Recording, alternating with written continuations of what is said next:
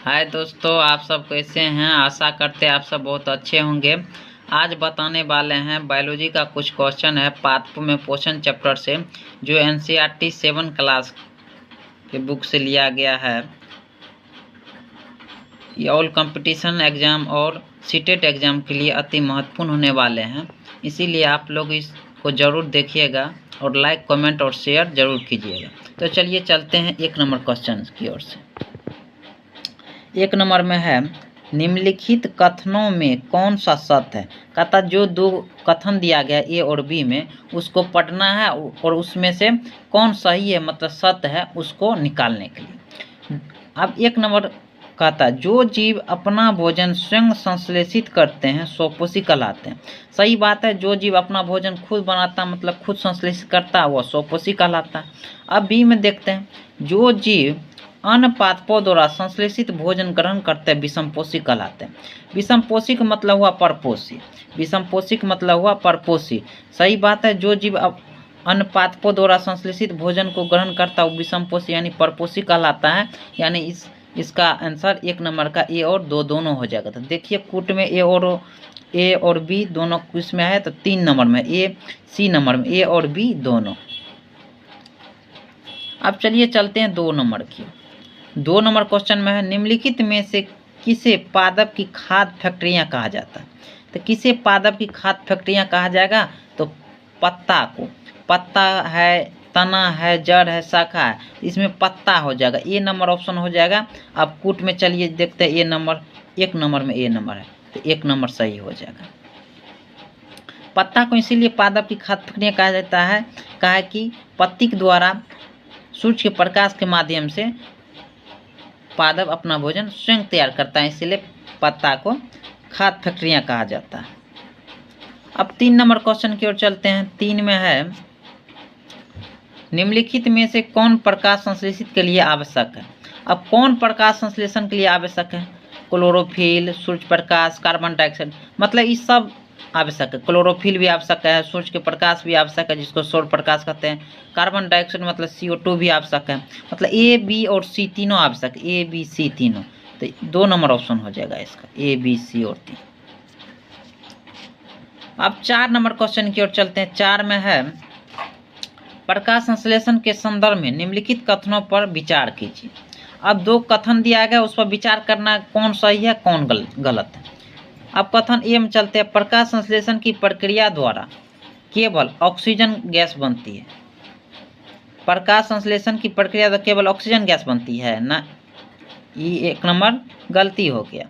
अब B number देखते हैं सही है कि गलती है। पत्तियों के अलावा पादपों के दूसरे हरे भागों में भी प्रकाश संश्लेषण होता है। सही बात है, पत्तियों के अलावा भी पादपों के दूसरे भाग में भी प्रकाश संश्लेषण होता है। तो इसका ऑप्शन हो जाएगा केवल बी। केवल बी कौन ऑप्शन में है, 2 नंबर में है केवल बी, तो 2 नंबर इसका ऑप्शन हो जाएगा। आशा करते हैं समझते होंगे आप लोग। 5 नंबर क्वेश्चन की ओर चलते हैं। पादपों के संदर्भ में निम्नलिखित कथनों पर विचार कीजिए। आप पादप के संबंध में निम्नलिखित 2 कथन दिया गया उस पर विचार करना। फिर कथन ए में कहता है, सभी पादप अपना भोजन स्वयं संश्लेषित करते हैं। सभी पादप ना, कुछ पादप दूसरों पर भी निर्भर रहता है, तो ये नंबर क्या हो जाएगा, गलत हो जाएगा। अब बी नंबर देखते हैं, पादप मृदा में उपस्थित नाइट्रोजन जड़ों की सहायता से प्राप्त करते हैं। सही बात है, मृदा में जो नाइट्रोजन रहता है उसको जड़ों की सहायता से प्राप्त करता है, केवल बी हो जाएगा। केवल बी देखते हैं कौन कूट में है, तो कूट नंबर 2 में है, 2 नंबर इसका सही हो जाएगा। अब 6 नंबर क्वेश्चन की ओर चलते हैं। 6 में निम्नलिखित में से कौन सा पादप कीटों को पकड़कर अपना आहार प्राप्त करते हैं। अब कौन सा पादप कीटों को पकड़कर अपना आहार प्राप्त करेगा, तो वह है घटपर्णी। घटपर्णी जो है कीटों को पकड़ेगा और उससे अपना आहार प्राप्त करेगा, मतलब आहार मतलब भोजन प्राप्त करेगा। तो चलिए 7 नंबर क्वेश्चन की ओर चलते हैं। 7 में क्या है, ये क्वेश्चन है अजय सीटेट सहरसा का, जो सहरसा कोसी केमिस्ट्री में नामी है, कोसी प्रमंडल में सीटेट के लिए नामी है अजय सीटेट, जो सहरसा में है। 7 नंबर क्वेश्चन की चलते हैं। निम्नलिखित कथनों पर विचार कीजिए। 2 कथन दिया गया उस पर विचार करना है, कौन सही है कौन गलती।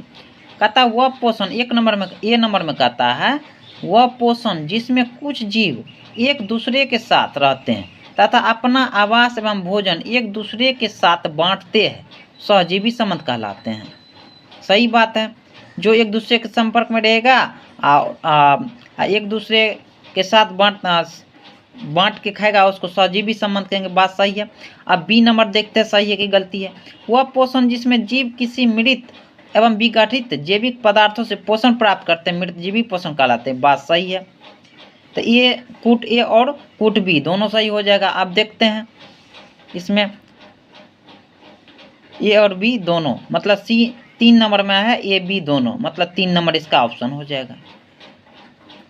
7 का 3 हो जाएगा। अब 8 नंबर देखते हैं।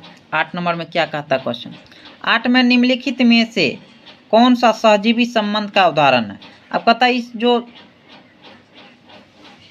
सहजीवी संबंध का कौन उदाहरण है उसको खोजने के लिए कहता शैवाल और कवक।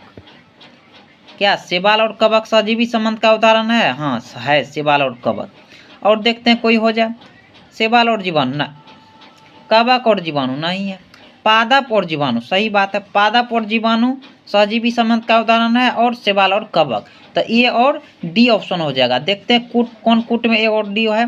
तो 3 नंबर कूट में ए और डी दोनों है, तो ए और डी के हो जाएगा।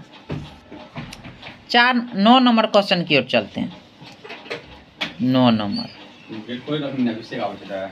क्वेश्चन की ओर चलते हैं। निम्नलिखित में से कौन प्रकाश संश्लेषण के संदर्भ में सत्य है। कौन प्रकाश संश्लेषण के संबंध में सत्य है। तो देखते हैं कौन सत्य है। इस प्रक्रिया में सौर ऊर्जा रासायनिक ऊर्जा में परिवर्तित होती है। बात सही है, प्रकाश संश्लेषण में सौर ऊर्जा रासायनिक ऊर्जा में परिवर्तित होती है। अब बी नंबर देखते हैं क्या कहता है। प्रकाश संश्लेषण में CO2 एवं H2O का उपयोग किया जाता है। बात सही है, प्रकाश संश्लेषण में CO2 का भी उपयोग किया जाता है और H2O का भी उपयोग किया जाता है। अब सी नंबर में देखते हैं। सी नंबर ऑप्शन में प्रकाश संश्लेषण में CO2 मुक्त होती है तथा O2 मुक्त होती है, नहीं। डी में देखते हैं। प्रकाश संश्लेषण में O2 मुक्त होती है एवं कार्बन मोनोऑक्साइड मुक्त होती है, नहीं। तो इसका ऑप्शन हो जाएगा सही ए और बी। ए और बी देखते हैं कौन कूट में है। तो ए नंबर कूट में है, ए 1 नंबर कूट में है, ए और बी। 9 का ए और बी दोनों हो जाएगा। अब 10 नंबर देखते हैं। 10 नंबर क्वेश्चन में क्या कहता है। 10 नंबर में कहता है स्वपोषी के संदर्भ में सही कथन को चुने।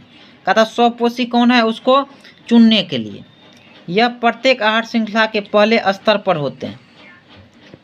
बात सही है, यह प्रत्येक आहार श्रृंखला के पहले स्तर पर होता है स्वपोषी, जिसको पादप कहते हैं। यह प्रकाश की अनुपस्थिति में CO2 तथा H2O को कार्बोहाइड्रेट में परिवर्तित करते हैं ना। 3 नंबर देखते हैं। सी नंबर में यह सेलुलोज के रूप में कार्बोहाइड्रेट को संग्रहित करते हैं, नहीं। अब डी नंबर में देखिए यह क्लोरोफिल एवं प्रकाश की उपस्थिति में CO2 एवं H2O से कार्बोहाइड्रेट का संश्लेषण करते हैं। सही बात है। तो कूट नंबर 3 में हो जाएगा ए और डी। ए और डी सही है। 10 नंबर क्वेश्चन का ए और डी सही है। अब 11 नंबर देखते हैं। 11 नंबर क्वेश्चन की ओर चलते हैं।